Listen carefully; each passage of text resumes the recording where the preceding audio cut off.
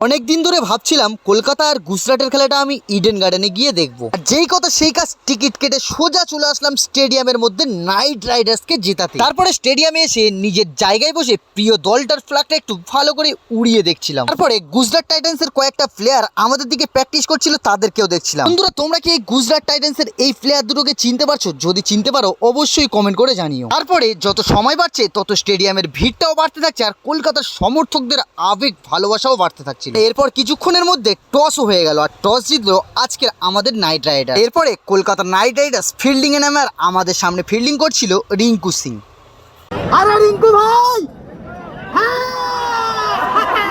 তারপরে সেকেন্ড হাফে আবারও আমাদের ব্যাটে লাভে কলকাতা নাইট রাইডার্স। তারপরে হঠাৎ দেখি ডিজে ব্যাভো আমাদের সামনে এসে ঘোরাঘুরি করছে।